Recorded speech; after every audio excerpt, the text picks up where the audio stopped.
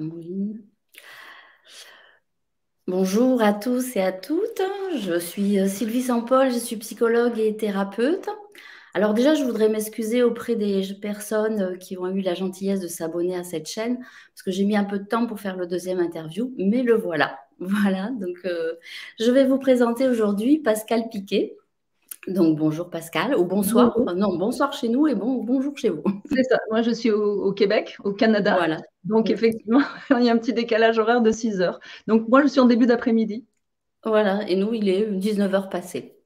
Mais après, les gens pourront la regarder à n'importe quelle heure, puisque du coup, on n'est pas en direct. Donc, voilà. Donc, je pourrais vous présenter comme ça. Vous êtes la spécialiste de la dépendance affective, coach certifié en PNL, et j'aime bien le titre que vous vous êtes donné, spécialiste du bonheur. J'adore ça. Et après, on pourrait aussi dire un guide. Alors, je dirais un entraîneur, parce qu'entraîneuse, ça n'a Oui, pas la même connotation. Un entraîneur qui va aider les personnes à muscler leur confiance en eux. Et je crois qu'on en a bien besoin. Alors, vous avez un site. Alors, l'adresse, elle sera dessous. Je peux vous la donner, pascalpiquet.com. Vous réalisez du coaching en individuel, de couple. Vous êtes formatrice aussi en entreprise. Et vous avez écrit 4 livres, si je ne me 5. trompe pas. 5. 5. Ah, j'en ai oublié un. Et avec des best-sellers. Alors, il y a Le syndrome de Tarzan, Libérez-vous des lianes et de la dépendance affective. Donc, celui-là. On l'a toutes les Voilà. deux. Celui-là, je vous encourage vraiment à le lire. Séduire pour une nuit ou un charme pour la vie. Ah, ça, c'est Ça, c'est très lui. bien. Ouais, bon, ouais. Voilà. Séduire. C'est dur pour c'est ça. C'est dur pour une nuit ou charmé pour la vie. C'est pas la même stratégie. Tout à fait. Donc ça, c'était en 2016. En 2017, gagner au jeu des échecs amoureux. Être heureux en amour, ça s'apprend. Yes. Voilà. Et puis en 2019, la jungle des comportements pour en sortir, suivez le guide. Donc ça c'est plus orienté vers le monde des entreprises, si j'ai bien compris. C'est ça, c'est plus orienté entreprise et puis c'est quand même orienté comportement humain. Donc tout le monde peut le lire parce que les personnes qui ont Ouais. des problèmes en entreprise, qu'on soit employé ou qu'on soit patron, on peut rencontrer des problèmes. Et le livre explique comment les gérer et surtout pourquoi on rencontre des problèmes. Et le petit dernier, c'est dans la collection Les petits guides de la divorcée que Marilyn Petit a sorti. Eh bien, j'ai Ouais. contribué au premier ou au deuxième, je pense, qui est la divorcée retrouve sa liberté. Et c'est un petit D'accord. cahier d'exercices pour faire réfléchir les personnes. Alors, évidemment, la divorcée et eux, mais ça peut être pour les hommes aussi. C'est un cahier Oui. d'exercices qui fait réfléchir ou parce que vous souhaitez quitter une personne ou parce que vous l'avez quittée pour renforcer la certitude que c'était la bonne chose à faire. Donc, c'est un petit cahier d'exercices. Et puis, en collaboration avec Marilyn Petit aux éditions Béliveau, éditeur. Toujours, mes livres sont toujours chez Béliveau Éditeur au Québec. D'accord. Donc sur ce site, on retrouvera, hein, vous avez des livres numériques, des conférences audio, des Oui. chroniques. Enfin, vraiment, vous êtes pleine de ressources et je vous invite Oui, vraiment à aller voir. oui, puis on trouve mes livres partout je veux dire, dans l'Europe francophone, hein. Vous pouvez les trouver partout. Ils sont à la Fnac, ils sont partout en Europe aussi. D'accord. Voilà. Alors moi, j'ai lu 2 de vos livres et en fait, je parlerai moi de livres thérapeutiques. Souvent, quand on lit un livre écrit par un psychologue ou un expert, on a ce qu'on appelle des cas cliniques où on va exposer voilà, les cas cliniques qu'on a eus dans notre cabinet. Et en fait, les cas cliniques, là, c'est vous. Et Oui, du coup, ça donne une force, je trouve, à vos mots. Et donc, vraiment, ça permet. Moi, je veux dire, quand je l'ai lu, hein, ça m'a fait poser des questions, ça a renforcé ma confiance. C'est pour ça que je dis c'est un livre thérapeutique. Donc, vraiment, je vous invite vraiment à le lire, à les lire. Alors, j'ai intitulé ce moment de la dépendance affective à l'amour. Donc, du coup, on va un peu débrouiller tout ça. C'est-à-dire que, comme vous disiez, 98% des gens sont dans la dépendance affective. Alors, qu'est-ce que c'est l'amour et comment on fait pour sortir de la dépendance affective? Est-ce que vous pouvez nous raconter un peu tout ça? eh bien, pour commencer, en fait, c'est amusant ce que vous avez dit en introduction parce que il n'y a pas vraiment de formation spécifique à la dépendance affective pour les coachs ou les thérapeutes. Et puis, quand on me demande pourquoi je me suis intitulée la spécialiste, c'est parce que je l'ai traversée et terrassée.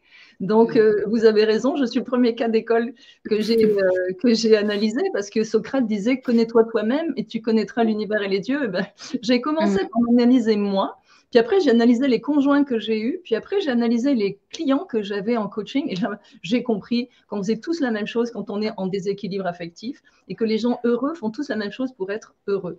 Donc, on va commencer par la définition de la dépendance affective. Qu'est-ce que la dépendance affective? Eh bien, tout simplement, c'est le manque de confiance et d'estime. Tout simplement. Ça n'est pas uniquement lié au couple. Parce que, en fait, par carence affective dans l'enfance, par manque de reconnaissance, affection et protection, je l'appelle RAP, R-A-P, par manque de reconnaissance, affection et protection, eh bien, la confiance et l'estime ne se développent pas comme elles devraient se développer. Et cette carence va provoquer un grand vide à l'intérieur. C'est-à-dire que ce vide va grandir au fur et à mesure que notre corps grandit, mais la croissance affective va se bloquer. Et elle va se bloquer sur le plan prioritairement affectif, parce que certaines personnes vont avoir une très belle carrière professionnelle, mais vont complètement louper leur vie affective, ou l'inverse. Donc, effectivement, sur une échelle de 1 à plus de 10, on manque de confiance et d'estime. Alors, les personnes qui manquent de confiance et d'estime entre 1 et 4, c'est pas très grave. On a un petit manque de confiance, on peut former des couples très heureux, tout va bien. Mais 5 et plus, on tombe dans la souffrance. Et on tombe dans cette souffrance qui rejoint les 5 violences dans le couple. C'est la violence verbale, la violence psychologique, la violence physique, la violence économique et la violence sexuelle. Là, quand vous commencez à souffrir en couple, c'est pas normal. Parce que aimer, c'est être heureux. Et c'est pas vrai que l'amour est proche de la haine. C'est quelque chose qui m'horripile. C'est parce que l'amour, c'est l'opposé de la haine. Mais parce que si on est en dépendance comme avec de la drogue, si on est en dépendance, qu'est-ce qui va se produire?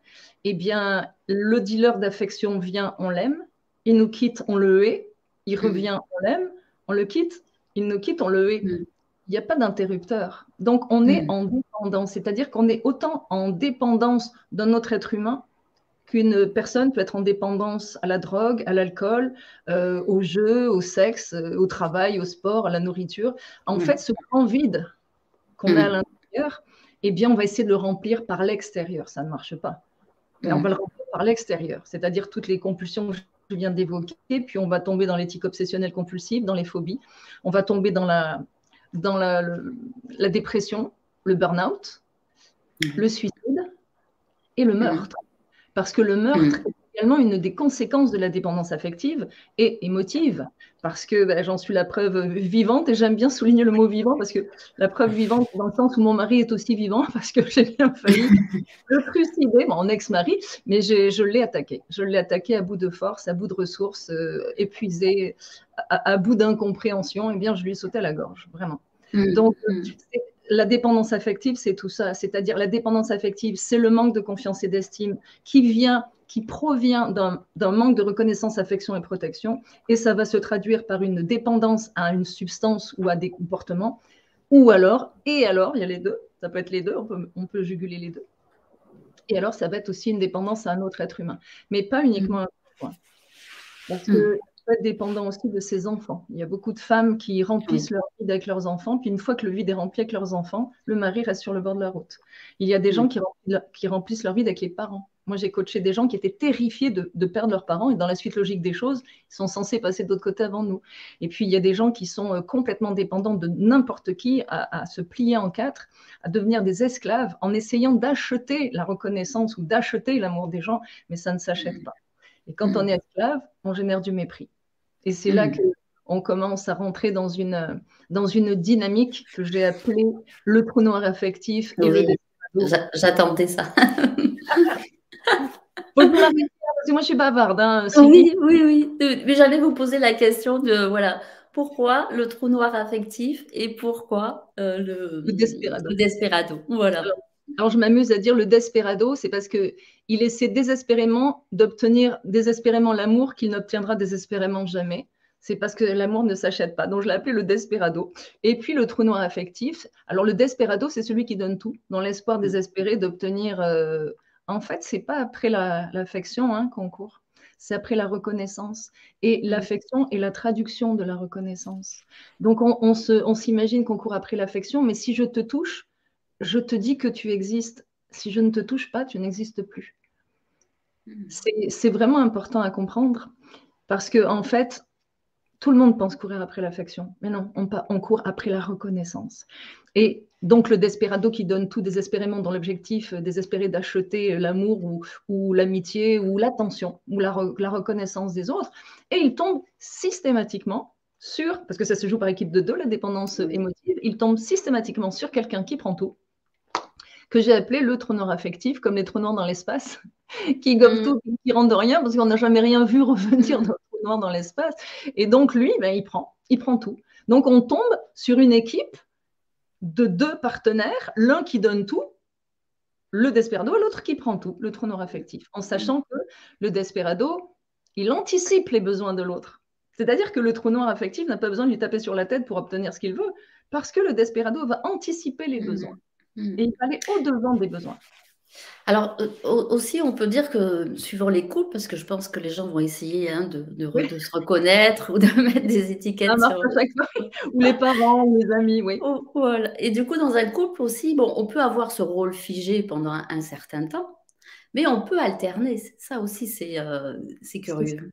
Oui, parce que en fait, si vous voulez, ce qui perturbe les gens, c'est que comme ils n'ont pas les mêmes comportements, le trou noir affectif qui est indifférent va traiter l'autre de dépendant affectif, parce que l'autre est vraiment branché à la bouteille d'oxygène de son trou noir. Et puis, en fait, c'est ce que j'appelle la samba des névrosés, c'est je te suis, tu me fuis, je te fuis, tu me suis. C'est-à-dire que plus vous avez besoin de quelque chose, plus vous allez courir après quelqu'un qui sera incapable de vous le donner. Donc, le trou noir affectif, ben, il court, et puis le desperado le suit, puis après, hop, ça peut être l'inverse, parce que si ça bascule, si le desperado court après le trou noir, et qu'à un moment donné, il en a assez dans le même couple, et qu'il dit, ben, ça suffit, je m'en vais, qu'est-ce qui se passe? Le desperado s'en va, et ben, c'est le trou noir qui le court après, et on inverse les rôles.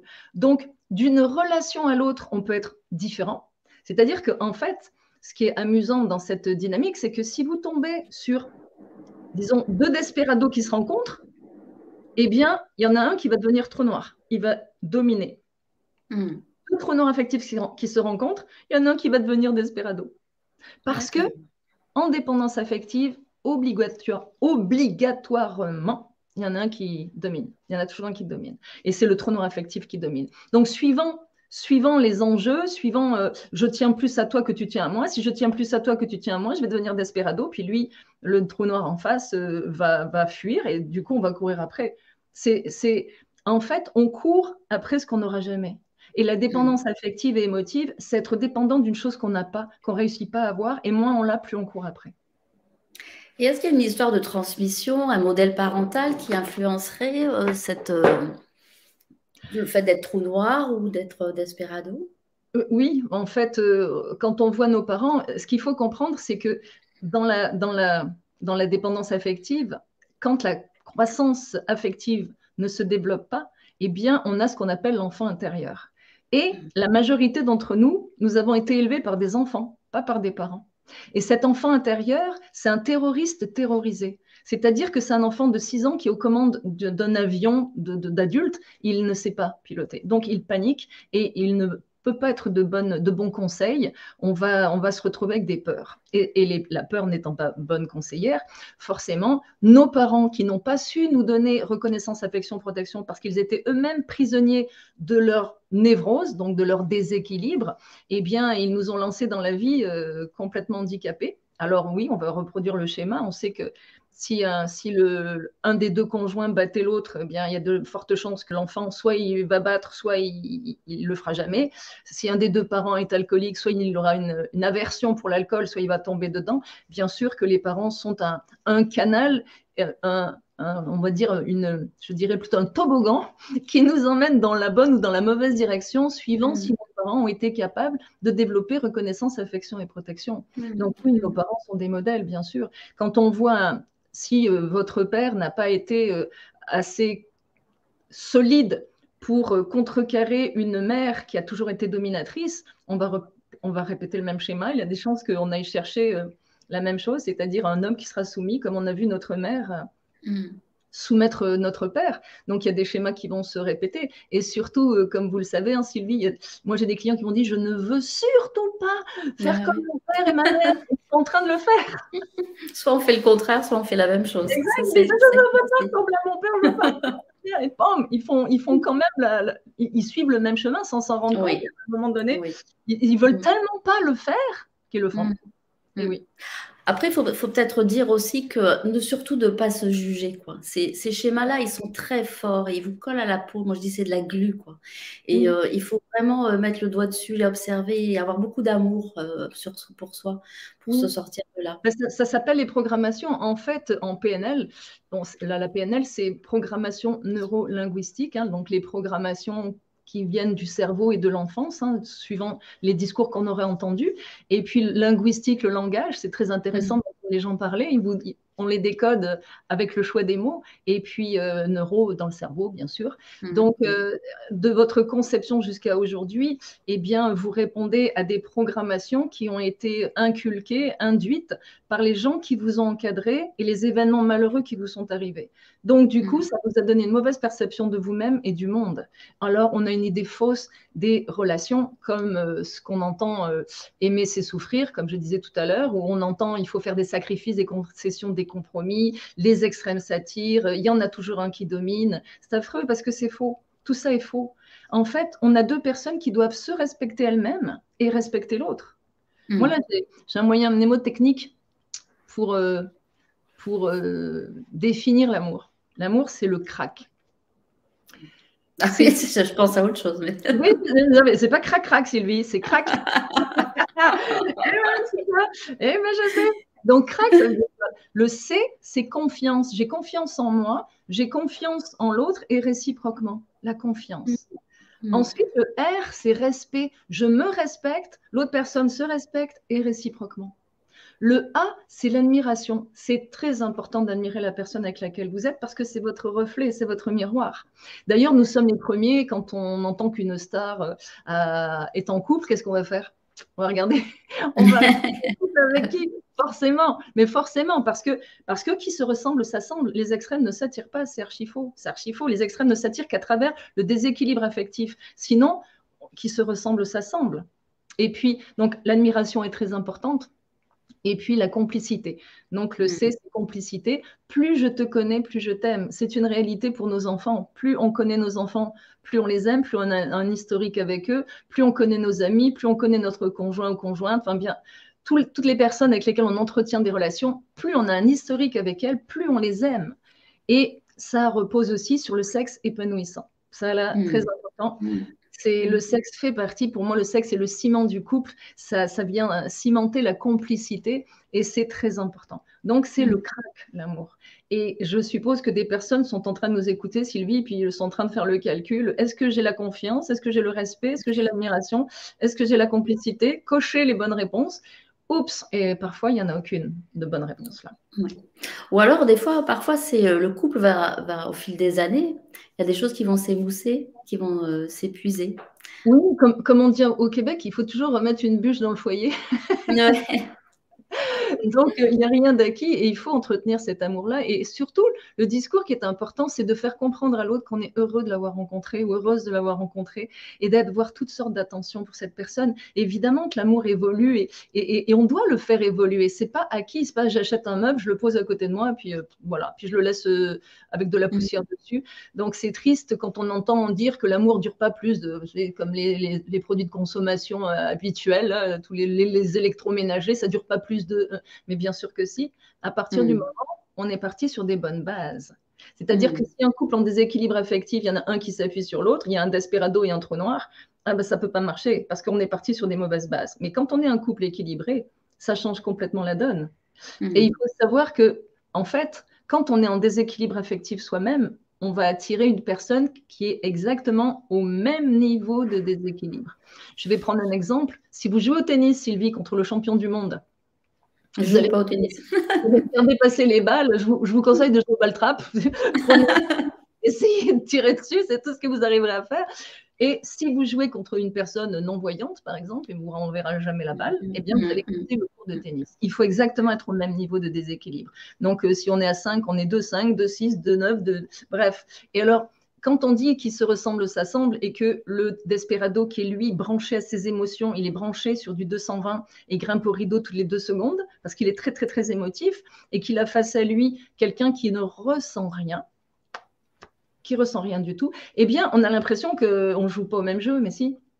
Parce que, vous savez, Sylvie, quand j'entends parler des pervers narcissiques manipulateurs, je souris parce que plus le nom du bourreau est grand, plus la victime est reconnue. Mais en fait, ce sont des trous noirs affectifs et qu'ils ont ce côté brillant d'arriver à leur fin parce que, en fait, c'est la même chose qu'une lionne qui va courir après la gazelle la plus faible. Une lionne ne va pas s'attaquer à la championne du monde de vitesse, hein, elle va s'attaquer à la plus jeune, la plus malade, la plus vieille, celle qui court le moins vite. Eh bien, c'est ça. Plus vous êtes en manque de confiance en vous, plus vous allez attirer des grands prédateurs. Donc, c'est votre responsabilité. Si vous réalisez qu'en face de vous, il y a quelqu'un qui vous fait souffrir, eh bien, vous êtes complice. En fait, c'est les deux enfants intérieurs qui s'acoquinent, si je puis dire, et qui vous font croire que vous avez eu un coup de foudre ou que je ne sais trop quoi, mais non, c'est en fait la reconnaissance du même niveau de névrose. C'est pas les gens foudroyés, enfin, c'est pas le coup de foudre qui est dangereux, ce sont les gens foudroyés. J'ai une cliente récemment qui a eu un coup de foudre, elle m'a appelé hier, et puis elle a travaillé sur elle, et elle est tombée avec sur un gars, qui est identique à elle. Identique. Alors, c'est pas vrai que c'est ennuyeux d'être avec quelqu'un d'identique. On a des habiletés différentes, mais on a les mêmes croyances, la même philosophie de vie, la même vision du monde, les mêmes valeurs. Tout ça, ça doit être important. Il faut avoir les mêmes valeurs, les mêmes croyances, la même philosophie de vie. Sinon, ça ne marche pas. Donc, les deux subconscients se sont reconnus. Boum, et bien voilà, ils sont identiques. Et elle m'a fait sourire parce qu'elle me décrivait sa nouvelle rencontre. Et je l'écoutais, puis à un moment donné, je lui dis, mais est-ce que tu te rends compte que tu viens de te décrire? Et elle ne s'était pas rendue compte. Je lui ai redit tous les mots qu'elle avait employés. Elle m'a dit, bah oui, ah bah c'est vrai. C'est ça. Le miroir.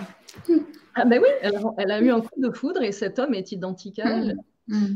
Donc, comme vous le souligniez tout à l'heure, on peut basculer, on peut d'une relation à l'autre basculer, ou vous savez, quand des femmes disent, eh bien moi c'est fini, les hommes, je vais me venger sur le prochain, ou les hommes qui disent, oh, c'est fini, les femmes, là, durant la prochaine, ça se passera pas comme ça. Bon, ben, on bascule. On bascule. Oui, on voit voilà, des gens, des personnes qui ont souffert dans une relation et qui du coup ne veulent plus s'attacher. Ce sont les indépendants affectifs. Voilà. C'est-à-dire plus jamais, mais au bout de ça dure pas parce qu'il n'y a pas d'étincelle.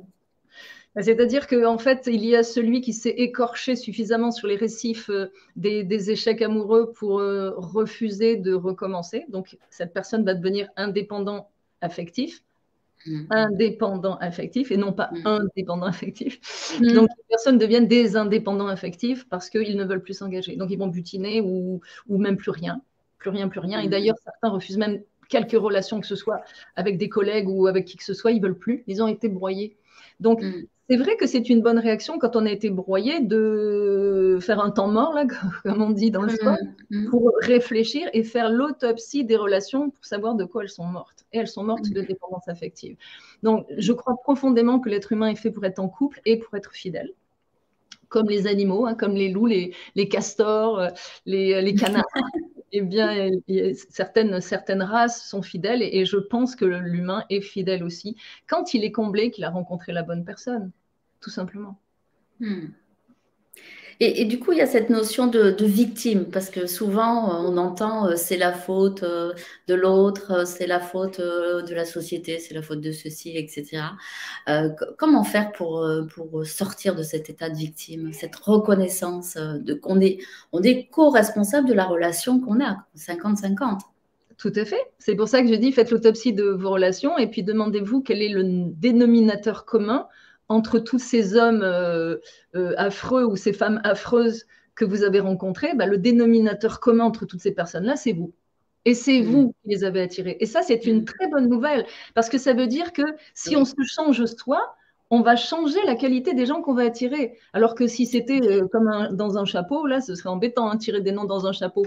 Mais non, en fait, quand on travaille sur son équilibre, eh bien, on travaille sur l'équilibre du futur couple parce qu'on est deux personnes. C'est-à-dire que quand on est célibataire, chaque personne qui travaille sur elle, moi, là, mes clients célibataires qui désespèrent un peu, je leur dis, mais chaque seconde qui passe te rapproche de la bonne personne. Et chaque jour où tu travailles sur toi, tu travailles sur ton futur couple et l'autre aussi. C'est-à-dire qu'on grandit chacun, puis quand on va se rencontrer, eh bien, on va avoir une belle relation parce que ce sera une relation plus équilibrée. Mais attention, je n'ai pas dit du tout qu'il fallait être très équilibré pour être heureux en couple. Hein, je n'ai pas dit ça. Parce qu'il ne faut pas être équilibré comme le Dalai Lama, n'est-ce pas? Parce que lui, il n'est pas en couple.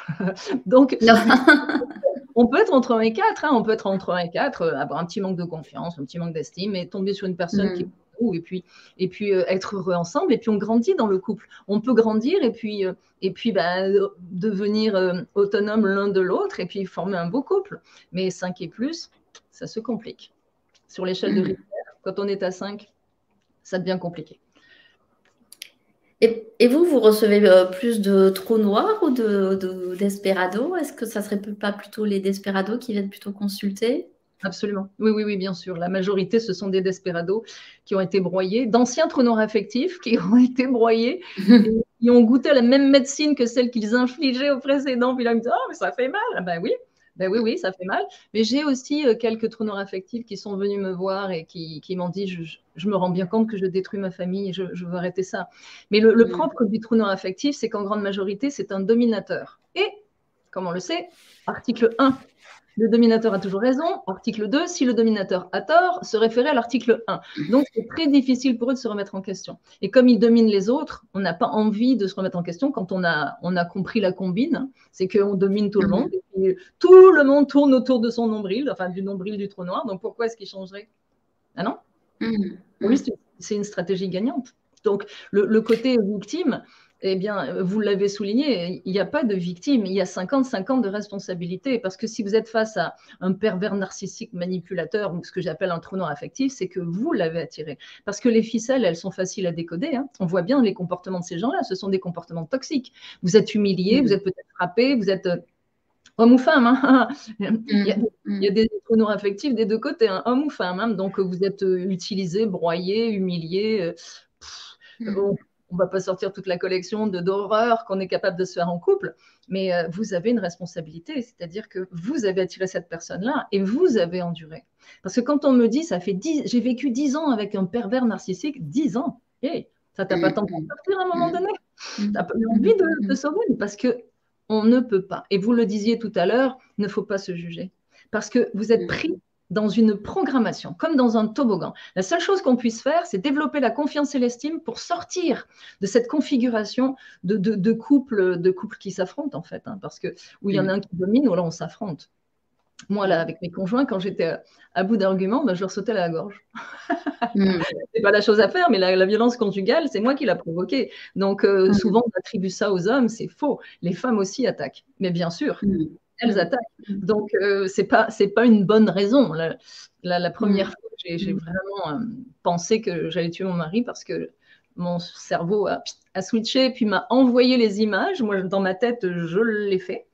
Je me suis vue le tuer à coups de couteau, mais non, en fait, vous serez plus apte à expliquer ce qui m'est arrivé. J'appellerais ça un épisode psychotique.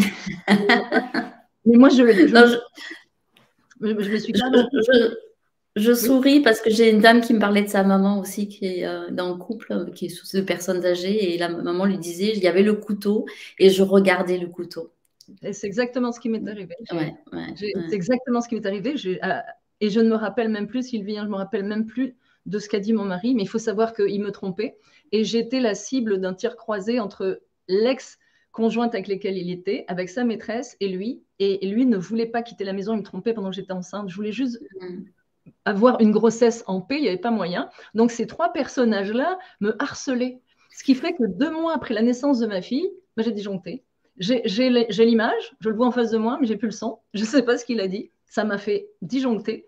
Je l'ai attrapé par le col de la chemise et je l'ai traîné jusqu'à la longueur de la cuisine. Il n'y a pas eu le temps de dire ouf, mais on n'est plus soi-même. Hein. On a une force. Il y a dû avoir un coup de cortisol et de glucose là-dessous. Oui, Je l'ai décollé du sol, traîné toute la longueur de la cuisine, plaqué sur la gazinière. Et évidemment, il était en état de vulnérabilité. Il était penché en arrière, donc il ne pouvait plus rien faire.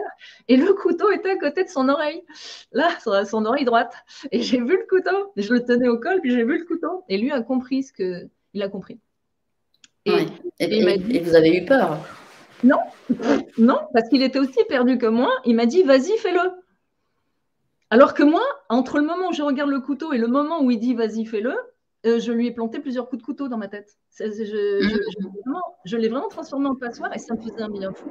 C'est là qu'on est dans un monde parallèle d'atrocité. C'est parce que, en fait, je faisais tellement d'anxiété à cause de tout ce que je subissais de ces 3 personnages-là que j'avais l'impression qu'à chaque coup de couteau, l'étau qui écrasait ma poitrine, c'est de l'anxiété, hein, l'étau qui écrasait ma poitrine se desserrait. Et je me suis dit à ce moment-là, en l'espace d'un 100 milliardième de seconde, hein, je me suis dit, si je le tue, je fais un 3 en 1. Comme ça, sa maîtresse va me foutre la paix, l'ex va me foutre la paix, lui, il ne sera plus là, et je vais pouvoir élever mon bébé en toute sérénité. Voilà la phrase qui m'a traversé l'esprit, en 1 milliardième de seconde. Ce qui m'a enseigné que, en fait, chaque être humain, au moment où il pose un geste, que ce soit un geste héroïque, ou que ce soit un geste, un suicide ou un meurtre, eh bien, c'est qu'à ce moment-là, il ne peut pas faire autrement. J'exclus les psychopathes, hein, mais à ce moment-là, il ne peut pas faire autrement. Et moi, là, je ne voyais pas d'autre solution. C'était très clair dans ma tête que c'était la solution. Et pendant que tout ça se défile dans ma tête, et je suis en train de le transformer en passoire, avec un bien immense qui m'a choqué, parce que j'ai été élevée dans la religion protestante avec le respect des autres, hein. Donc maintenant, je suis plutôt Pascal Piquettiste à tendance bouddhiste, on va dire, mais c'est quand même le respect des autres, ça a été imprégné, les valeurs. Eh bien, comment j'en étais arrivée à vouloir tuer quelqu'un? C'était terrible pour moi. Et quand il m'a dit, vas-y, fais-le, ça m'a sorti de ma transe. Mais là, Sylvie, je ne savais plus dans quel monde j'étais. Est-ce que j'étais dans le monde où je l'avais tué ou est-ce que j'étais dans le monde où je ne l'avais pas tué? Je ne savais plus. J'étais complètement perdue, mais lui aussi était perdu. Et quand il m'a dit, vas-y, fais-le, il était sincère. Parce que lui n'en pouvait plus non plus, il ne comprenait pas ce qui lui arrivait, il ne comprenait pas les enjeux, il ne comprenait pas pourquoi il était moche comme ça avec moi. Et je le sais, avec le recul, qu'il ne comprenait pas. Et je sais pourquoi il a eu ces comportements-là. Je l'écris, je l'ai expliqué dans le syndrome de Tarzan. Mais avec le recul, j'ai tout compris. C'était 50-50. C'est pas parce que l'autre est un trou noir affectif que c'est le plus méchant, hein, pas du tout. Parce qu'il est très très pervers, le desperado, hein. Il est capable de donner tout ce qu'il peut pour séduire l'autre, pour le charmer, pour l'acheter. Il peut être pervers. Donc soit les deux sont pervers, le trou noir affectif et le desperado, soit aucun des deux ne l'est. Mais surtout, ils sont tous les deux en situation de survie dans le déséquilibre affectif. Et du coup, cet événement, ça vous a fait prendre conscience? Non. Il y a eu une prise de conscience? Non? C'est-à-dire que ça a continué après? Ben non, non, c'était pire après, bien sûr, parce qu'on va de pire en pire d'une relation à l'autre. Mais oui, mais parce que plus vous perdez votre confiance, plus vous attirez des grands prédateurs, voyez-vous. Donc, plus la lionne va vous courir après. Mais non. En fait, la conclusion que j'en ai tirée, j'étais terrifiée. C'est-à-dire, je me suis dit, je l'ai associé à n'importe quelle personne qui pourrait me contrarier, je serais capable de la tuer. Vous imaginez un peu comment je me sentais? Pour moi, j'étais une espèce de tueuse. Là, j'avais une espèce de Hulk à l'intérieur et que une personne me contrarie, je vais lui sauter à la gorge. Donc, j'ai eu très peur de moi. Mais j'en ai tiré aucune conclusion. J'ai cru que j'étais capable de tuer n'importe qui. Donc, qu'est-ce que je fais? J'avais un mari de 10 ans de plus que moi. Parfait. Je divorce. Je suis allée chercher un conjoint de 15 ans de moins que moi. J'ai changé le premier mari. J'ai échangé un modèle 1952 contre un modèle 1975 et j'ai cru qu'il avait toutes les options. Hein, c'était un modèle récent. Il était pire que l'autre. Pire. Et lui aussi, je savais que je l'ai emmené au Québec avec moi. J'ai dépensé beaucoup d'argent pour ces hommes-là. Enfin bref. Et je l'ai emmené au Québec avec moi. Et évidemment, violence conjugale, mais autant le père de ma fille, il se contentait d'essayer d'éviter les coups et d'essayer de me neutraliser, autant le deuxième, il rendait les coups. C'était un vrai match de boxe. Et là, celui-là, je me suis dit, là, j'ai raté mon mari, là, mais lui, là, à un moment donné, je vais disjoncter, je vais le tuer. Et j'avais peur. Et donc, c'est là que, vous savez, l'orgueil, hein, ce que c'est l'orgueil. On se dit, je vais m'en sortir tout seul, j'irai pas voir un psy, j'irai pas voir un coach, je vais m'en sortir tout seul, c'est pas vrai. On s'en sort pas tout seul. Et donc, j'ai compris que j'allais essayer de le tuer lui aussi. Parce qu'après quelques joutes à coups de poing, je me suis dit, j'essayais de le virer de ma vie et il va venir me défier. Et là, il y en a un des deux qui va rester sur le carreau. J'en étais persuadée. Je savais que j'allais disjoncter. Et vous savez, plus on va de douleur en douleur, d'échec en échec et de souffrance en souffrance, plus on est susceptible de, à un moment donné, comme on dit au Québec, perdre la carte, c'est-à-dire de disjoncter. Et là, je savais que lui, le deuxième de 15 ans de moins que moi, il allait payer pour ma mère, j'ai eu des problèmes avec ma mère, il allait payer pour ma mère, il allait payer pour mon mari, il allait payer pour la faim dans le monde, il allait payer pour les enfants tués, les femmes violées, les hommes torturés. Mais vous savez, là, dans les cinq blessures, je les avais toutes, et puis surtout l'injustice. Je me suis dit, lui, il va payer pour tout le monde. Et j'avais quand même cette conscience que j'allais le tuer. Que lui, là, 1m86 quand même, hein, moi 1m65, mais ça ne me faisait pas peur. J'ai pratiqué les arts martiaux, j'ai été jockey dans les années 80 en France, donc le physique ne me fait pas peur. Hein. Mais je savais que j'allais lui sauter à la gorge et que je ne pourrais plus m'arrêter. J'ai eu très, très peur. Mais c'est déjà courageux de se regarder comme ça et de pouvoir dire ça. Mais plutôt que de se réfugier derrière un état de victime, de pouvoir dire mais c'est moi ça. Oui. Maintenant, c'est déjà un sacré pas. Oui, mais on se dit, c'est moi, mais c'est pas moi. Vous voyez? Oui. C'est pas moi. Oui. C'est pas moi. Moi, je suis une fille joyeuse, heureuse. Comment je peux sauter à la gorge de deux hommes? C'est pas moi. J'étais agressive, je suis tombée dans l'alcool. Je me suis mise à courir après des petits jeunes pour redorer mon blason au niveau de la féminité que mon mari avait broyé. Je mentais parce que je buvais. C'est pas moi. Mais c'est pas possible. Moi, une tueuse, mais pas, c'est pas possible. Eh bien, oui. On est entraîné dans une espèce de tsunami d'horreur et on ne peut plus s'arrêter tant qu'on ne comprend pas qu'on est dans un problème, dans un processus de dépendance et qu'il faut sortir de là. Mais quand j'ai senti que lui, là, il risquait de canaliser toutes les horreurs que j'avais vécues jusque-là, je suis allée en shiatsu, manupuncture, pour libérer mon corps de la colère et de la tristesse, parce que mon problème, c'était la colère. Et j'avais très, très peur, parce que je savais que j'étais capable de disjoncter, comme je le dis, et de lui sauter à la gorge. J'avais très peur de moi. Donc, j'avais besoin, de façon très urgente, de quelqu'un qui allait m'aider à contrôler cette colère. C'était ça qui me faisait le plus peur. Et après 4 séances de shiatsu, eh bien, comme je l'avais prévu, il est venu me défier chez moi. On s'est battu. Et puis là, il m'a donné un coup de poing. Et en tombant en arrière, vous savez, là, comme dans les films, je me revois tomber, mais comme si je tombais au ralenti. Ouais. Et au moment où je tombe, j'étais d'un calme olympien. Et là, je me suis relevée. Puis je dis non, ça, c'est plus possible. Calme, mais calme, j'aurais dû disjoncter. Mais d'un calme, je me suis relevée. Je lui dis non, ça, c'est plus possible, j'appelle la police. Et j'ai pris le téléphone et ici, c'est le 911 pour appeler la police. Et j'ai fait le 911. Ils m'ont demandé, Madame, êtes-vous en danger? Et j'ai dit non, pas moi, lui. Ils sont venus très calmement. Ils l'ont sorti de la maison très calmement. Donc, et c'est ce qu'il faut faire. Dans les cas de violence, il ne faut pas essayer de régler ses comptes par soi-même parce qu'il y en a un qui va rester sur le carreau. On se souvient de la fille de Trintignant qui a subi de la violence conjugale et qui en est morte. Hein, parce qu'il y a eu une bagarre et puis il l'a laissée par terre. Et voilà comment ça finit. Donc, il ne faut pas se rendre jusque-là. À partir du moment où il y a souffrance et qu'il y a violence, et je rappelle les 5 violences. Ce matin, j'avais une dame qui me dit oh, ben, mon mari m'a traité d'idiote et que, enfin bref, moi je n'aime pas prononcer des grossièretés, mais enfin, il lui a balancé quand même un chapelet de noms d'oiseaux, comme on dit en bon français. J'ai dit mais est-ce que tu sais que c'est de la violence verbale? Elle me dit ah bon? Bah oui. Si vous dites à votre conjoint, ah, écoute, tu m'agaces, je suis fatiguée, puis après vous dites, écoute, excuse-moi là. Mais si vous commencez à le traiter d'imbécile, de crétin, de ci, de ça, et des noms bien plus violents que ça, c'est de la violence verbale. Tout à fait. Donc, il faut comprendre qu'à un moment donné, quand on souffre, il faut se demander pourquoi. Pourquoi je viens d'être heurtée? Qu'est-ce qu'il m'a dit qui me heurte? Mais pourquoi il a fait ça? Pourquoi il a dit ça? Pourquoi elle a fait ça? Pourquoi elle a dit ça? Et de dire, hey, je ne suis pas du tout confortable avec ce que tu viens de dire. Qu'est-ce que tu viens de dire? Tu te rends compte que j'adore, moi là, vous savez, Sylvie, ceux qui critiquent leur conjoint, leur conjointe. J'adore ça, là, qui les traite de tous les noms. Je dis, mais enfin, est-ce que tu te rends compte que c'est toi que tu critiques, là? Parce que c'est quand même toi qui vis avec. C'est toi qui dors avec. Donc, quand tu critiques ton conjoint ou ta conjointe, c'est toi que tu es en train de critiquer. Donc, tu ferais mieux de partir. Donc, il faut faire attention à ces violences. Puis, la violence économique, c'est évidemment quand l'un des deux travaille et pas l'autre. Il y a des hommes qui ne travaillent pas. Et donc, si ça ne marche plus dans le couple, ils ne peuvent pas s'en aller. Et la violence sexuelle, ce n'est pas juste l'homme qui viole sa conjointe. Hein.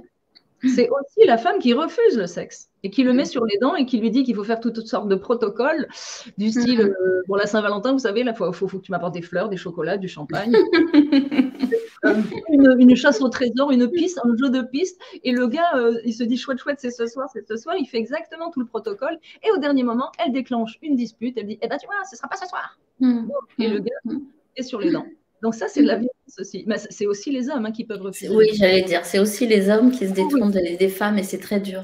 Oui, Après, c'est pour ça que le travail sur l'estime de soi est important, parce que moi j'ai travaillé 10 ans dans la violence conjugale, et ces femmes-là, on est dans un autre monde, hein. Moi je me rappelle de ces femmes qui me disaient, mais c'est normal, mes lasagnes avaient brûlé, et vous la regardez, je me rappelle, on m'avait appris ça, un cas d'école en formation, et là j'ai une dame en vrai qui me dit, bah, je suis allée lire une petite revue à côté, il ne veut pas que j'achète ça parce que c'est des conneries, il ne veut pas que je dépense l'argent, et en fait ça a cramé, c'est normal que je prenne une baffe. Et là, vous vous dites, on est sur deux planètes, quoi. Elle méritait ça. C'est-à-dire que tout le travail, c'est regonfler l'estime. Je ne mérite pas ça. Non, personne. Alors là, on est vraiment dans la violence conjugale, hein. C'est vraiment un domaine bien spécifique. Bah, Après, vous avez... Si on va dans les cas extrêmes, une prostituée, qu'est-ce qui se passe avec une prostituée? C'est-à-dire que son proxénète va la sortir du ruisseau, là, si on peut dire, là, du caniveau, là, il va lui faire croire qu'il l'aime et tout ce que vous voulez. Et elle est tellement en manque. Elle est tellement en manque que personne ne s'est jamais occupé d'elle. Le premier qui va s'occuper d'elle, eh bien, elle fera tout ce qu'il veut. Et dans un de mes livres, je raconte justement dans une série télévisée où la prostituée a été défigurée par son proxénète et la police lui demande de porter plainte. Et elle dit non, je ne peux pas, non, je veux pas, je ne veux pas. Il avait raison, j'avais pas gagné assez d'argent. Mais vous comprenez, en fait, je vais gagner de l'argent, puis on va partir en vacances tous les deux, mais c'est le seul qui m'aime. Donc, il a eu raison de me frapper. C'est le seul qui m'aime. Oui. Alors, quand on me dit c'est bien fait pour elle, elle est frappée, elle doit aimer les coups, ou alors c'est bien fait pour lui, il est cocu, il doit aimer ça. Ah oui. Donc je leur dis, imaginons que je t'emmène en haut du Grand Canyon. Ah oui, j'aime bien ça. Et puis tu es sur le bord du précipice. Alors, je te propose, soit tu sautes et tu meurs, soit je te frappe. Qu'est-ce que tu fais? Eh bien, la majorité des gens vont répondre, je vais me laisser frapper. Tu viens de comprendre la dépendance affective et émotive, c'est que pour la personne, quitter l'autre, c'est crever. C'est tomber dans un gouffre où il fera froid et il fera nuit tout le temps, c'est crever. Et il y en a qui se suicident, hein. Donc, c'est vraiment crever. C'est la raison pour laquelle ces personnes-là, pensant qu'elles ne valent rien, tombent sur un moins que rien. Et moins que rien, c'est pas grand-chose, comme c'était mon cas. Et du coup, on se dit que si le moins que rien, on le remonte à la surface, il va nous aimer. Pas du tout. Il faut faire couler. Donc, la dépendance affective et émotive, c'est vraiment à prendre en compte. Et surtout, vous l'avez souligné, il ne faut pas vous juger. C'est parce que vous répondez à des mauvaises programmations. Il faut juste déprogrammer parce que vous avez des fausses croyances qui ont construit votre vie dans le mauvais sens. Il faut juste ramener aux vraies croyances et aux croyances portantes. Et la première étant que vous méritez le bonheur. Ça, c'est très important à comprendre et qu'on peut tout avoir dans la vie. Donc oui, chaque entre nous mérite le bonheur. Le malheur, il nous tombe sur le coin du nez, on ne fait pas exprès, mais c'est par mauvaise programmation. Mais le bonheur, parfois, il faut se retrousser les manches. Et donc, moi, je me les suis retroussées et puis j'ai commencé mes cours en PNL et j'ai compris beaucoup de choses. Et aujourd'hui, c'est la raison pour laquelle je suis capable de guider les gens qui veulent sortir de la jungle, mais je ne porte pas leur valise. C'est-à-dire que je suis on va muscler, hein, je suis entraîneur, comme vous le disiez, non pas entraîneuse. On va muscler la confiance et l'estime de façon à ce que la personne reprenne sa vie en main, tout simplement. Et vous parlez de sevrage, quelqu'un qui a une rupture et qui constate cette dépendance affective. Voilà, ce sevrage, comment ça se passe? Combien de temps ça dure? Et quand c'est qu'on reconnaît que ça y est, on est sevré? Ça, c'est terrible, le sevrage physique. C'est terrible. En fait, on n'a pas l'impression, mais on est autant accro qu'à de l'alcool ou de la drogue. On est accro à l'idée d'être en couple. À l'idée. Et après, à l'idée d'être touché, à l'idée d'être avec quelqu'un, peu importe si vous maltraitez ou pas, on est accro. Ce qui fait que quand il y a une rupture, on se retrouve la peur de la solitude. Ça, c'est terrible. La solitude n'existe pas. Chez une personne équilibrée, la solitude n'existe pas. Personnellement, là, j'ai rompu il y a 2 ans avec la pandémie puis une relation longue distance. Mais je ne me sens pas seule. Je ne me suis jamais sentie seule. Donc, la peur de la solitude, c'est affreux parce que normalement, on est censé quitter notre famille, vivre seul, grandir, hein, puis après entrer en couple. Ce qui fait que si on n'est plus en couple, on sait qu'on est capable de vivre seul. Mais la majorité ne l'ont pas fait et sont terrifiés. On ne meurt pas de solitude, on meurt de la peur de la solitude. Et les gens sont terrifiés. Donc, le sevrage, c'est vraiment, vraiment, vraiment douloureux. C'est très douloureux. Et d'autant plus si l'autre personne est partie avec quelqu'un d'autre et donne à quelqu'un d'autre ce qui vous revient de droit, c'est affreux. Eh bien, c'est à ce moment-là qu'il faut commencer à construire la confiance et l'estime et la muscler, parce que c'est extrêmement douloureux, et surtout si c'est la deuxième ou la troisième ou la quatrième ou la cinquième rupture. Parce que quand vous êtes mal programmé, c'est toujours vous qu'on laisse. C'est toujours vous qui restez sur le carreau. Donc, c'est comme prendre un stylo puis taper sur la main une fois comme ça. Une fois, c'est rien. Une fois, deux fois, trois fois. Et si on fait ça toute la journée, même avec le doigt, à un moment donné un bleu, et à un moment donné, vous ne supporterez plus rien à cet endroit-là. Ben, c'est ça. Donc, boum, le sevrage est là. C'est affreux. C'est une douleur immense, un vide qu'on ressent à l'intérieur. Et c'est bien le symptôme de la dépendance affective. Je ne dis pas que ça fait rire les gens équilibrés de se séparer, mais on regarde devant soi, on dit OK, la réalité est là, on a passé un bon moment ensemble, il est temps de se séparer, parfait. Mais la personne en déséquilibre affectif, on vient de lui arracher sa bouteille d'oxygène. Elle se retrouve en apnée. Et ça fait mal au corps, ça fait mal partout. Il faut le comprendre, ça fait mal dans le corps. Et à quel moment on sait qu'on a terminé le deuil? Parce que je vous rappelle que vous devez faire le deuil d'un fantasme que vous avez tricoté qui n'a jamais existé. C'est ça le plus fou. La dépendance émotive, on est dépendant d'une chose qu'on n'a jamais. Donc, on va faire le deuil d'un fantasme, c'est-à-dire que la personne avait deux jambes pour venir vers vous, deux bras pour vous enlacer, une bouche pour vous embrasser, vous dire je t'aime, et elle ne l'a jamais fait, ou très peu, ou juste pour vous hypnotiser et vous tenir dans ses filets. Donc, on doit faire le deuil de ce qu'on n'a jamais réussi à obtenir de l'autre. Et il faut, c'est vrai, prendre le temps d'enlever cette personne de notre mémoire, de notre corps, de notre ADN, de nos habitudes. Ça prend du temps. Il faut respecter ce temps-là. Parce que si vous passez d'une liane à l'autre, eh bien, vous allez de pire en pire. Et puis, souvent, la deuxième liane, elle casse aussi. Ça fait deux deuils à faire en même temps. Parce que certains petits malins se disent, je vais chasser un clou par un autre clou. Mais vous chassez un mauvais clou par un autre mauvais clou. Donc, du coup, eh bien, vous allez faire deux deuils.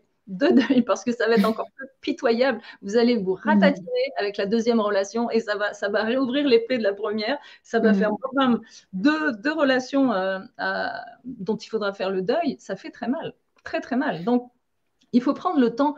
Et quand est-ce qu'on sait le deuil est fait? C'est quand on ne pense plus à la personne. On n'y pense plus tous les jours. Pardon. Et si on y pense, c'est sans émotion négative. Parce que ce qu'on voit, c'est que, moi, ça m'a toujours surpris, un couple se sépare, un quitte l'autre, et en fait, dans les 6 mois, les deux ont déjà retrouvé quelqu'un. Aussi bien celui qui a quitté, alors il l'avait peut-être rencontré avant, que celui qui pleurait les larmes de tout son corps parce qu'il se retrouvait seul. Et 6 mois après, il est à nouveau avec quelqu'un. Et ça, on retrouve beaucoup de couples comme ça. Bien sûr, mais parce que, en fait, quand vous avez un vide à l'intérieur, qu'est-ce que vous essayez de faire? De le combler. De le combler. Donc, on pense que, et peu importe la personne, qu'importe le flacon pourvu qu'on ait l'ivresse, eh bien, on va prendre n'importe qui et on va essayer de remplir ce vide parce que c'est très souffrant à l'intérieur. Tout ça dans la même perspective que de ne jamais être seul. Ça, le célibat, c'est la sagesse d'attendre la bonne personne.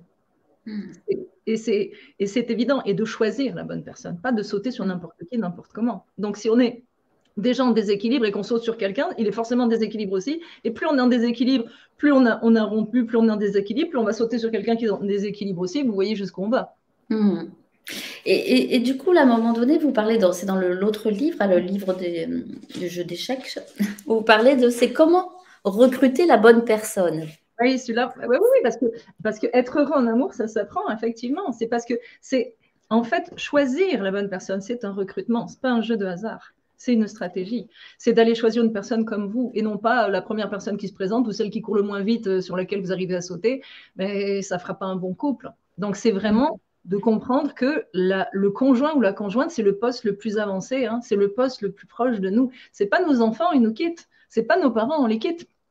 C'est notre conjoint. C'est la personne en laquelle on doit avoir 100% confiance, on doit obtenir 100% de respect, avoir de l'admiration et l'amour doit grandir de jour en jour. Bon, ça, quand vous entendez des gens qui n'ont pas confiance en leur conjoint ou conjointe, ne serait-ce qu'en voiture ou ne serait-ce que pour diverses raisons, on se dit, oula, en fait, ils restent ensemble parce qu'ils ont peur d'être seuls, Tout simplement, il y en a des milliers comme ça. Et qu'est-ce qu'on fait? On mange trop, on boit trop, on se drogue, on travaille trop parce qu'on ne peut plus rentrer à la maison, on fait du sport, ou on va avoir toutes sortes de compulsions qui vont faire qu'on va essayer d'endurer une relation qui n'est pas viable. Comme je le dis, on va faire du bouche à bouche à une relation qui est déjà morte. Donc, vous voyez un peu ce que ça peut donner. Mais elle est vouée de toute façon à l'échec quand ça repose sur le déséquilibre. C'est voué à l'échec. D'accord, donc il faut, pour assurer les personnes qui nous regardent, il faut différencier les personnes, le couple qui s'est construit sur une base d'équilibre et qui du coup va peut-être s'essouffler, s'épuiser, donc il va falloir trouver des choses pour relancer la dynamique, le mythe, voilà. Et puis ceux qui sont déjà sur une base déséquilibrée et qui se cramponnent, et puis il y a un enfant, il y a un deuxième, et on peut voir ces couples qui à un moment donné, les enfants partent, hein, le fameux départ du nid, et là, il y a quelque chose qui s'effondre. Et alors la retraite arrive, et là il y a quelque chose qui s'effondre, mais on a 60 ans, ça fait combien d'années qu'on est ensemble, c'est toujours très compliqué, ça. J'ai une patiente comme ça. Alors, elle est avec un monsieur qui a 15 ans de plus qu'elle. Et elle dit, il y a 15 ans, j'aurais dû partir. Mais maintenant, c'est une personne qui est un peu âgée, je dirais. Et donc, du coup, elle se sent prisonnière de ça. Mais c'est respectable, elle ne doit pas se juger, puis personne n'a le droit de la juger. En fait, dans la vie, on a le pire. Alors, le pire, c'est les deux relations que vous avez eues. Après, ici au Québec, on a le moins pire. Ouais, ici, on a droit. Donc, il y a le pire, le moins pire et le meilleur. Donc, moi, je dis à mes clients, le pire, tu l'as déjà vécu. Maintenant, tu as le choix entre le moins pire et le meilleur. C'est toi qui décides. Et quand on parle de gens équilibrés, attention, encore une fois, c'est pas utile d'être le Dalai Lama ou un moine tibétain. Je ne dis pas qu'ils sont tous célibataires. Mais c'est être heureux avec soi-même. Une personne heureuse, plus une personne heureuse, ça fait un couple heureux, ça fait 1 + 1 = 2. Mais 1 - 1 = 0 et -1 - 1 = -2, ça, je vous le dis. C'est aussi simple que ça, mais une personne qui est bien dans sa peau, puis qui n'a pas de besoin, parce que c'est la différence entre le besoin et le plaisir, qui n'a pas le besoin d'être en couple. Parce que dès que vous êtes dans le besoin, vous êtes dans la dépendance et dans la soumission. Alors que si vous êtes dans le plaisir, eh bien, si vous êtes dans le plaisir, vous êtes dans l'autonomie, dans la liberté. C'est-à-dire que si vous êtes dans le plaisir, parfait, si vous n'y êtes plus, vous vous retirez. La personne qui est dans le besoin ne peut pas se retirer. Elle est cuite. Elle est coincée dans la chatière, vous savez. Elle est cuite parce qu'elle est dans le besoin, donc elle va tout accepter. Et quand il y en a un qui s'enclave dessus sur l'autre, c'est fini. Parce que quand on est soumis, quand on est esclave de quelqu'un, on va inspirer le mépris. Alors que quand on se respecte, on va inspirer le respect. Mais vous allez inspirer le mépris. Et plus vous allez vous soumettre, plus vous allez être méprisé, plus vous allez être méprisé, plus vous allez vous soumettre. Et ça ne peut rien donner de bon.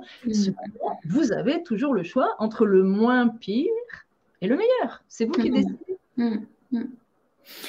En fait, aujourd'hui, moi, je parlerais de sécurité intérieure. À un moment donné, vous avez parlé de protection, sécurité, les parents ne nous ont pas protégés. Et cette sécurité intérieure qu'on a construite au fil des années, en grandissant, et qui était quand même basée beaucoup sur une extériorité. Aujourd'hui, dans la société dans laquelle on est, avec tout ce qui se passe, la sécurité, elle ne peut plus être extérieure. Et vous avez plein de gens qui doivent du coup construire une sécurité intérieure.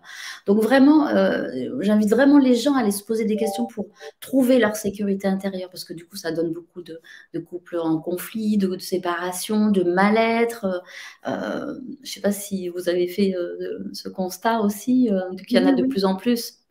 Ben oui, j'ai fait pendant le premier confinement, je faisais des coups de boost d'une demi-heure tous les jours pour remonter le moral des gens, parce que je savais qu'ils étaient en détresse. Et évidemment, en fait, tout est question d'environnement. Donc, si on a un bon environnement, on peut s'épanouir comme les animaux et les plantes qui ont un environnement spécifique. Si nous, on a le meilleur environnement pour soi, eh bien, on va s'épanouir. Mais là, l'environnement est bousculé, il est ébranlé, il est défait, déconstruit, reconstruit dans un autre sens.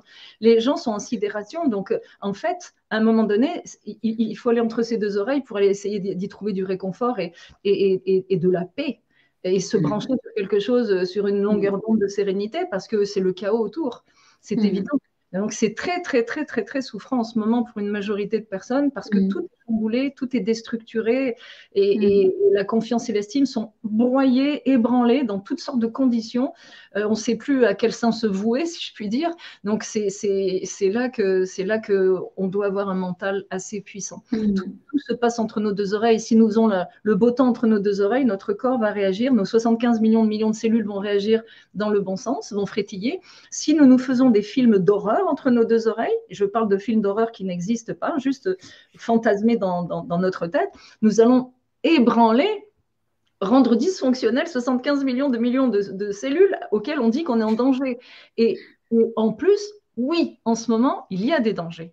Donc, on a des dangers Oui. extérieurs. Et si en plus on se fait des films d'horreur ici, imaginez nos pauvres petites cellules, elles savent plus ce qu'elles doivent faire. Les organes partent dans tous les sens. Ça balance du cortisol, du glucide, du glucose. On pense qu'on est en danger. Oui, oui, oui, il y en a qui le sont en danger, ils ont perdu leur emploi, ça ne va plus avec leur conjoint, oui, ils ont des décisions à prendre, oui, on est soumis à une énorme pression en ce moment, et c'est d'essayer, en fait, je suis contre trouver de l'équilibre dans le déséquilibre. Quand dans un couple, on essaie de trouver de l'équilibre dans du déséquilibre, ça ne marchera pas, on essaie de trouver du confort dans l'inconfort. Mais avec l'actualité, on est obligé de retrouver un semblant de confort dans ce chaos.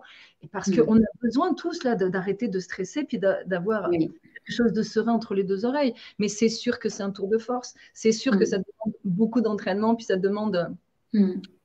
Vous et moi, Sylvie, on baigne dedans, vous comprenez? Alors que les personnes qui nous écoutent, elles ont un autre job, hein, elles n'ont pas que ça à faire. Mais nous, là, on baigne dedans en permanence. Donc, on se rend tous les jours, on fait du renforcement positif à soi-même déjà et puis à nos clients et vous patients. Mais pour les personnes, pour la majorité des personnes, c'est extrêmement souffrant ce qui est en train de se passer et pour leurs enfants et pour eux et pour leurs parents et pour leurs amis. Il y a des divisions et on a du mal à trouver un havre de paix quelque part, si ce n'est entre nos deux oreilles à un moment donné. Et du coup, je vais rebondir là-dessus parce que, OK, il y a un danger extérieur qu'il faut gérer. On n'a aucun pouvoir là-dessus. Mais on a le pouvoir de gérer nos critiques, ce qu'on en fait, les ruminations, etc. Et je vais vous lire un passage que j'ai adoré. Alors, c'est marrant comment j'ai rencontré ce passage. C'était un jour où j'ai eu une critique pour quelque chose et je commence à ruminer. Et je prends un livre et je dis, allez, dites-moi. Donnez-moi une solution. Et j'ouvre, et là on appelle ça des synchronicités, et je vais vous lire un passage du livre de Pascal. Face au jugement et à la critique, faites de vous un vide où s'abîme l'attaque. Le jugement et la critique vous blessent souvent. Ils sont pourtant porteurs d'un beau message et sont présents pour vous obliger à travailler votre façon de réagir à leurs assauts. Vous savez qu'il est impossible de plaire à tout le monde, mais vous l'oubliez souvent, digne adorateur de Tarzan. Votre premier devoir envers vous-même n'est-il pas d'agir comme il vous plaît, et tant mieux si les autres y adhèrent, sinon tant pis. Et puis n'est-ce pas un peu prétentieux d'imaginer que tout le monde vous épie et guette ce que vous dites ou faites? Vous prendriez-vous pour le centre de l'univers sur lequel tout le monde aurait des yeux rivés? Voilà, j'ai adoré ce passage et du coup, ça m'a fait redescendre immédiatement. Et oui, mais parce qu'en fait, une critique ou un commentaire négatif, c'est un compliment. Et oui, c'est forcément un compliment parce que si vous n'intéressez personne, est-ce que vous préféreriez qu'on dise oh, bah, elle est petite, grosse et moche, la pauvre, ou qu'on dise ah la garce, elle est belle, elle réussit, ah la garce ou oh la pauvre? Moi, je préfère qu'on dise à la garce parce qu'en fait, vous allez mesurer votre réussite à l'agressivité des gens qui sont en déséquilibre affectif et qui vous envient. Ça parle toujours de peur, jalousie et frustration, les critiques. Toujours. Donc, peur, jalousie et frustration, c'est que vous dérangez. Alors, à partir du moment où vous dérangez, c'est que vous avez une réussite. Et c'est cette réussite qui dérange. Et il faut comprendre aussi que toutes les personnes qui critiquent sont forcément malheureuses. Parce que la critique, c'est la manifestation d'un mal de vivre. Parce que les gens heureux, ils sont dans leur couloir de natation. Moi, je nage dans des eaux bleues cristallines, je critique personne. Chacun fait ce qu'il veut dans son couloir. Je ne veux pas qu'on rentre dans le mien, je ne veux pas dans celui des autres. Je suis dans des eaux bleues cristallines. Et puis je n'ai pas le temps de critiquer. Parce que le bonheur, c'est un job à plein temps. Donc, on n'a pas le temps de critiquer. Moi, là, si quelqu'un veut avoir les cheveux verts ou l'autre veut s'acheter une Porsche, ça va être égal. Du moment qu'on ne vient pas me chercher dans mon couloir, chacun fera ce qu'il veut. Moi, là, j'ai ma direction à moi et puis mes valeurs à moi et je ne critique pas. Au contraire, j'aime être au contact des gens qui réussissent. Bien sûr, c'est contagieux. Oui. Et pour nos spectateurs, vous parlez de l'archer qui décoche sa flèche avec ses positions perceptuelles. Est-ce que vous pourriez le partager avec nos mais avant ça, j'aimerais apporter une précision parce que quand je dis que les gens qui vous agressent sont forcément des gens malheureux, ça ne veut pas dire que tous les gens malheureux vont vous agresser. Hein. Non, pas heureusement. Il faut bien remettre les choses à leur place. C'est-à-dire que les gens qui vous agressent sont forcément des gens malheureux. Ça traduit un mal de vivre. Et ce n'est pas une excuse, c'est une explication. Ça n'est en aucun cas une excuse. Mais ça ne veut pas dire que tous les gens malheureux vous agressent. Non, non, non, ça ne veut pas dire ça. Il y a des gens malheureux qui sont gentils comme tout, puis il y a des gens malheureux qui sont agressifs. Et les positions perceptuelles, eh bien, dans un couple, hein, justement, revenons-en au couple. La position 1, vous êtes à votre place et vous avez la personne, votre partenaire en face. Bon, vous êtes en position 1. Qu'est-ce que je ressens? Pourquoi j'ai un inconfort ou une émotion négative? Et vous l'exprimez à l'autre. Après, vous allez vous mettre dans les chaussures de votre partenaire pour comprendre, lui, ce qu'il a perçu. C'est très important. Parce que dans un couple qui s'aime, le dialogue est là, la communication est là. Et on va trouver la zone de confort. Pas les sacrifices, compromis et concessions. On va trouver la zone de confort. Donc, un couple, il y a une petite dispute, un échauffouré, une divergence. Bon, on se met chacun dans sa position. Puis, on se met dans la position de l'autre pour comprendre son point de vue, tout simplement. Puis après, on peut se mettre, donc la position 1, je suis dans mes chaussures, la position 2, je suis dans les chaussures de mon partenaire, la position 3, hop, si on est capable de le faire, je me retire de mes chaussures et l'autre devrait se retirer des siennes aussi, puis on observe le couple. On regarde comme si on était quelqu'un d'extérieur. La position 3, c'est je nous observe les deux pour comprendre ce qui est en train de se passer. Ça aide. Et c'est évident que des personnes qui s'aiment vont essayer de comprendre le point de vue de l'autre au lieu de s'arracher la tête. Quand il y a une lutte de pouvoir et de territoire, c'est forcément de la dépendance. Il y en a un qui est en train de dominer l'autre, évidemment. Parce que sinon, on va chercher la zone de confort, la relation gagnant-gagnant, et on va trouver une solution gagnant-gagnant, où les deux seront dans le confort, évidemment. Donc, c'est cette capacité, et puis c'est vrai dans le couple, c'est vrai dans toutes les circonstances, sociales, professionnelles ou privées. Mettez-vous dans les chaussures de l'autre pour comprendre ce qu'il défend. Mais il faut comprendre aussi que si l'autre est dans son enfant intérieur, eh ben, il va être en lutte de pouvoir et de territoire et on ne pourra pas lui faire entendre raison si nous, on est dans notre adulte. Ce qui signifie que dans un couple, on n'est pas deux, on est quatre. Il y a deux adultes et deux enfants intérieurs qui sont en train de se disputer. Donc, si c'est une relation adulte qui parle à l'enfant intérieur de l'autre, ou adulte qui parle à l'enfant intérieur de l'autre, ou enfant intérieur, on ne peut pas régler le conflit. Maintenant, quand on monte tous les deux dans notre côté adulte, là, on va trouver un terrain d'entente. Mais il faut comprendre que si l'autre est pris par ses peurs, par l'enfant intérieur, qui est un terroriste terrorisé, comme je l'appelle, parce que, évidemment, si vous étiez agent de bord dans un avion et que vous savez qu'il y a un terroriste en première classe, allez-vous lui servir du champagne ou allez-vous le sortir de l'avion par le pot des fesses? Il y a toujours des petits malins qui me disent je le saoule. Je dis non, c'est un terroriste. Mais il y en a qui le saoulent, il y en a qui le droguent, il y en a qui le font manger. Ben oui, l'enfant intérieur dans toutes sortes de compulsions. Mais non, il faut le sortir de là.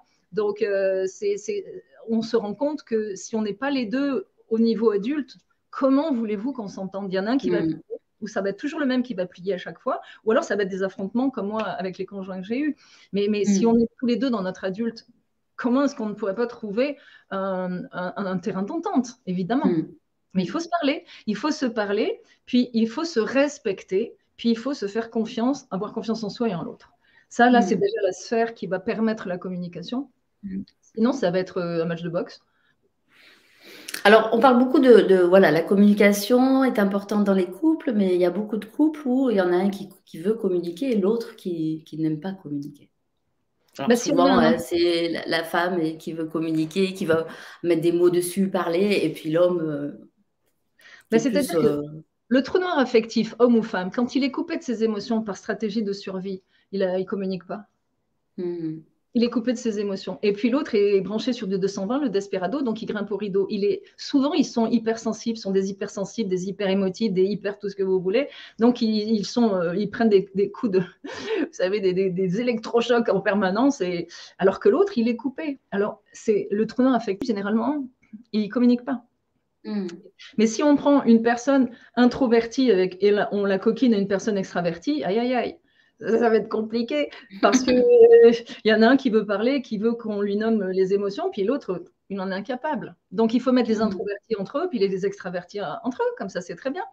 Ou un petit peu d'introversion, mais il faut quand même qu'il y ait un équilibre. Mais quand il y en a un qui veut parler, qui est capable de nommer tout ce qu'il ressent, puis l'autre qui en est incapable, vous avez une huître en face de vous. Bon, pour parler qu'une huître, il faut être une huître. Sinon, Sinon, on n'y arriverait pas. Il n'y a que les huîtres qui peuvent se comprendre entre elles. Sinon, c'est foutu d'avance.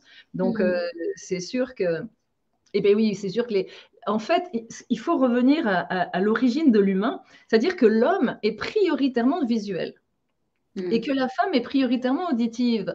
Donc voilà le grand conflit entre les hommes et les femmes qui ne se comprennent pas, c'est que monsieur voudrait que madame se pare de ses belles couleurs et s'apprête et soit jolie, et madame voudrait que monsieur lui fasse des compliments parce qu'elle est auditive. Donc il faut le compliment, le regard de l'homme, c'est le fertilisant de la féminité. Donc c'est important, messieurs, de donner des compliments à vos femmes et pas juste un, tiens toi le pourdi, je t'aime, t'es belle, terminus, on va faire comme ça. Mais non, une femme a besoin d'entendre un discours, elle a besoin d'entendre des compliments. On est fabriqué comme ça, c'est pas la loi selon Pascal Piquet, hein, c'est pas moi qui ai inventé ça. Et c'est sûr que madame qui s'habille bien la semaine quand elle va travailler, puis que le week-end, elle s'habille en mou. Si, on appelle ça s'habiller en mou, c'est-à-dire le jogging, des trucs qui flottent, là, puis elle ne fait plus aucun effort. Ben, le monsieur, il est un petit peu contrarié parce qu'il voit bien qu'elle n'essaie pas d'établir un lien en se pomponnant pour son mari. Donc, il y a du désintérêt. Et monsieur ne la regarde plus et madame ne fait plus aucun effort. Donc, évidemment, ça va aller droit dans le mur. Et puis monsieur peut être en jogging aussi devant sa télé. Il y a toutes sortes de choses, hein, mais on est dans le désintérêt. En fait, ce qu'il faut comprendre, c'est que quand on est terrifié par la solitude, qu'est-ce qu'on va faire? On va attraper quelqu'un par les oreilles, le ramener à la maison. C'est comme l'aspirine sur un mal de dents. En fait, ça va calmer l'infection, ça va calmer la douleur, pardon, mais l'infection sera toujours là. Donc, vous attrapez quelqu'un qui sert d'aspirine sur un mal de dents, sur le mal, la peur de la solitude. Et qu'est-ce qui se passe? L'aspirine, l'effet de l'aspirine s'estompe, la douleur remonte à la surface, on prend plus soin l'un de l'autre et puis on s'en occupe plus, et on va aller droit dans le mur parce qu'il y a un désintérêt réciproque et à un moment donné, il y en a un qui va, comme on dit au Québec, sauter la clôture, c'est-à-dire qu'il va aller par ailleurs. Et voilà, et ça va être un désastre. Ou alors, vous vous rappelez de ce film Le Chat? C'était avec Simone Signoret et Jean Gabin. Ils se parlent à travers le chat. Ils ne se parlent même plus, ils sont âgés les deux, puis ils se parlent à travers le chat. Ça fait ça. Ça fait ça. Et puis, comme on a peur de la solitude, on reste quand même ensemble pour des besoins aussi financiers. Hein, il y a des avantages sociaux à rester ensemble. Donc, du coup, on ne se regarde même plus. Puis, on va commencer à s'agresser. On n'endurera plus la personne et ça va donner des couples aigris. Bon, chacun fait ce qu'il veut. Si vous voulez rester dans un couple aigri, allez-y. Mais il y a aussi la possibilité de reconstruire votre confiance et votre estime. Si vous souhaitez quitter la personne, vous n'êtes pas obligé de la quitter comme ça, de vous lancer dans le vide. Vous pouvez faire une démarche. C'est important. Oui. Exact. Moi, là, mes clients, ils ont peur que je leur dise quitte-le. Mais non. C'est avec qui? C'est avec qui? Donc, pour l'instant, on va reconstruire ta confiance et ton estime. Et quand tu seras 100% convaincu que tu dois sortir de cette relation, tu le feras. Mais si tu n'es pas 100% convaincu, tu vas revenir. Ça va faire le yo-yo. Donc, c'est pas utile. Et ce qu'il faut peut-être aussi préciser, c'est que quand il y en a un qui travaille sur lui et l'autre est en face, et du coup, lui aussi, il peut, même sans faire de travail, je dirais. Ou alors, il ne peut pas, et puis là, c'est la séparation. Ce n'est pas automatique. C'est-à-dire que, voilà, ce n'est pas parce que vous faites un travail sur vous que vous regagnez votre estime que vous allez vous séparer automatiquement de votre conjoint. Je le symbolise comme ça. C'est-à-dire qu'il y en a un qui s'appuie sur l'autre, c'est ça en dépendance, hein, ça se joue par équipe de deux. Donc, il y en a un qui s'appuie sur l'autre, mais s'il y en a un qui se redresse, l'autre, il va déraper. Donc, soit il se redresse aussi, soit boum, il tombe. Et voilà. Donc, il y a encore une chance. Moi, le couple, je le considère comme un avion. Je dis que le couple est un avion parfaitement capable de décoller. Sauf que les deux pilotes n'ont pas leur brevet. C'est ça le problème. Donc, je les prends chacun en parfaite autonomie. Je travaille avec chacun. Je ne veux pas savoir qui a fait quoi. Ça m'est égal, c'est 50-50 de responsabilité. Donc, je les prends chacun en individuel. Ils passent leur brevet de pilote, donc ils développent leur confiance et leur estime, chacun de leur côté. Et puis après, on les remet dans le même avion pour voir s'ils sont capables de décoller. Donc, dans 98% des cas, ils vont se rendre compte que ceux que la névrose a rassemblés, l'équilibre les sépare. Et Ou alors, dans 2% des cas, oui, ils vont apprendre à piloter les deux, ils vont parler le même langage, qu'ils auront fait la même démarche. Et puis, ça y est, ils vont redécoller sur des bases bien meilleures.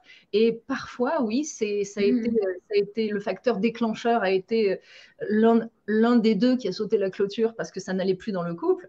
Et il y a une chance sur deux que finalement, ça réveille les deux, que les deux travaillent sur eux et qu'ils remontent dans le même avion et qu'ils puissent fonctionner. Il y a une possibilité. Mais en général, si le couple clash, c'est parce que les deux personnes sont en déséquilibre et qu'à un moment donné, le mal de dents remonte à la surface et qu'ils ne sont pas capables de le gérer. Et soit ils vont se détruire réciproquement, soit ils vont se séparer. Ça, après, chacun fera ce qu'il veut. Là, moi, là, tout à fait. Je dis jamais quoi faire. Là, je dis si tu fais ça, ça fait ça. Si tu fais ça, ça fait ça. Mais en tout cas, si on veut quitter quelqu'un, il faut avoir 100% de conviction que c'est la bonne chose à faire. Oui, c'est déjà assez souvent comme ça. Si en plus on n'a pas 100% de conviction, on va retourner. Et après, quel conseil vous donneriez, parce que j'ai vu que votre fille, elle a vu ces deux couples que vous avez eus, celui avec son père et puis celui avec Jim, je ne sais plus si c'est Jim ou oui, Jules et Jim, ouais, comme voilà. Pour saluer Jeanne Moreau au passage. Oui. Et du coup, vous avez fait tout un travail de reprogrammation avec elle. Qu'est-ce que ça veut dire? J'ai lu ça, je ne sais plus. Mais c'est très simple. En fait, ma fille, à l'âge de 12 ans, on était en vacances au Mexique et elle me dit, maman, j'aimerais que tu me fasses un coaching. D'elle-même. Et donc, oui, on a reprogrammé le passé. Elle m'a vu me colleter un petit peu avec le deuxième. Le premier, elle n'a pas vu grand-chose parce qu'elle n'avait que 2 ans quand j'ai enfin réussi à le sortir de ma maison. Parce qu'il me collait à la semelle comme un chewing-gum, les deux. Hein. Le père de ma fille me dit, j'ai plus de sentiments pour ma maîtresse que pour toi. Ok, j'ai dit, alors il faut que tu t'en ailles. Non, il ne voulait pas partir. Et le deuxième me dit, j'ai tiré un trait sur nous, je ne t'aime plus. J'ai dit, pars. Non, il ne voulait pas partir non plus. Bon, vous comprenez pourquoi je suis devenue violente à un moment donné. Je ne pouvais pas les sortir de chez moi, c'était ma maison dans les deux cas. Donc, ma fille m'a fait cette demande-là. Et puis, vous savez, elle est comme Obélix qui est tombée dans la potion magique. Ma fille, elle a beaucoup participé à mes conférences, à toutes mes activités. Je l'ai emmenée sur les salons du livre, je l'ai emmenée en déplacement quand je donne des séminaires. Elle a été longtemps mon assistante depuis toute petite. Donc, elle a baigné dans tout ça là, depuis très jeune et je la vois réagir dans des situations. Moi, je trouve ça épatant. Parfois, elle voudrait être aussi stable que moi. J'ai dit, écoute, ma chérie, j'ai quand même 33 ans d'avance sur toi. Laisse-moi au moins cette dignité-là. Parce que, alors, donc je dis oui. Au moins, je sais que la valeur n'attend pas le nombre des années, mais dans ce cas précis, oui. C'est-à-dire que la personne la plus mature à 27 ans ne sera jamais aussi mature que la personne la plus mature à 60 ans. Donc, ça, c'est une vérité. Alors, oui, bien sûr, elle a grandi là-dedans et puis je la vois évoluer. Et puis, elle a vraiment bien compris tous les concepts. Et puis, c'est rigolo parce que je vais vous faire une confidence. Je dis, bon, si un jour, je te vois avec un garçon et je vois bien qu'il y a quelque chose qui tourne pas rond, qu'est-ce que je fais? Est-ce que je te le dis ou je n'interviens pas? Et elle m'a dit, non, tu ne me dis rien, tu me laisses me débrouiller toute seule. Mais vous savez quoi? C'est jamais arrivé. Elle a toujours fait des bons choix, puis elle a toujours eu des gentlemen comme petits copains là. Mais c'est pas facile, hein, vous savez là. Il faut établir cette règle avec nos enfants dans ce cas de figure, parce que est-ce qu'on doit intervenir ou pas? Eh bien, au moins, je savais que je n'avais pas à intervenir. Et souvent, elle a réglé des problèmes. Elle m'en a parlé après. Je dis, mais pourquoi tu m'en as pas parlé avant? Elle dit, parce que je voulais le régler toute seule. Et à tel point que à 18 ans, elle a son bac, elle n'a aucune idée de la profession qu'elle veut embrasser, comme moi. Même chose que moi, 18 ans, je ne savais pas quoi faire. Je voulais être psychologue, figurez-vous. Je voulais pas que mes parents fassent cette année d'études, ils n'avaient pas les moyens. Puis, donc, je suis partie dans une voie, là, n'importe laquelle, secrétaire de direction. Vous voyez, je suis revenue à mes anciennes amours. Et puis ma fille, j'ai perdu un peu mon fil. Elle a 18 ans, elle ne savait pas ce qu'elle voulait faire. Vous avez raison. Donc, à 18 ans, elle n'a aucune idée de ce qu'elle veut faire. On a un ami qui revenait d'Australie. Je lui ai dit, regarde, ma chérie, va courir le vaste monde. Va à l'université de la vie.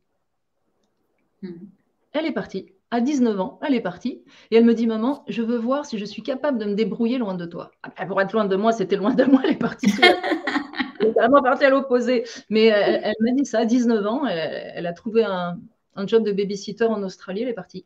Elle est partie un an. Elle est revenue 6 mois, elle est repartie un an.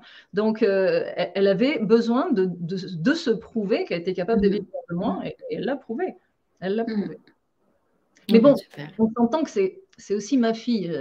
Les parents, encore une fois, ils ont d'autres débats. Hein, il n'y a pas de parents, il n'y a pas de parents parfaits, il n'y a que des parents impliqués. Mais c'est sûr que on a d'autres défis à relever quand on est parent. Moi, la mienne, elle lit mes livres, elle lit les manuscrits, elle me sert de première lectrice pour savoir si la phrase elle est compréhensible ou pas. Et quand elle a un doute dessus, hop, je la réécris. Donc, elle m'a toujours accompagnée là-dedans, toujours. Ok. Et puis souvent, on lui demande, mais qu'est-ce que ça te fait de lire ce qui s'est passé avec ton père dans le livre? Elle répond, c'est pas mes histoires, c'est mes parents. Elle a raison. Elle a raison. Oui, mais il n'y a aucune agressivité entre son père et moi. Et j'ai compris pourquoi il avait agi à l'époque comme ça. Et puis, la relation est très pacifique aujourd'hui. Et on est très fiers tous les deux de notre fille. Mais tout va bien. Mais je vais vous raconter une petite anecdote. Donc, évidemment, en 2007, j'écris le livre. Je viens au Salon du Livre à Paris. C'est lui qui vient nous chercher à l'aéroport. Et figurez-vous que c'est sa maîtresse, qui est devenue sa conjointe après, qui a lu mon livre. Elle l'a acheté ici au Canada avant qu'il ne paraisse en Europe, parce qu'elle avait su, je lui avais dit que j'avais écrit un livre qui nous concernait. Donc, elle a lu le livre, elle l'a commandé ici, elle l'a lu. Je pense que ma première lectrice en Europe, c'est elle. C'est cette personne-là. C'est incroyable. Oui, concours de circonstances, bref. Et puis, il vient nous chercher à l'aéroport et ça n'allait plus du tout dans leur couple. Il avait un petit penchant pour tromper les femmes. Hein. Il les a toutes trompées après moi, il les a trompées avant moi. Il n'y avait pas de raison qu'elle ne goûte pas cette médecine-là, n'est-ce pas?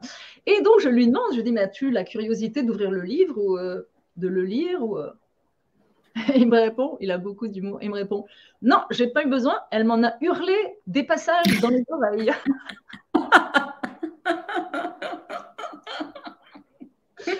Bon, ben voilà, mais le couple n'a pas de... Mais c'était drôle. Voilà. Ça, c'était pour l'anecdote.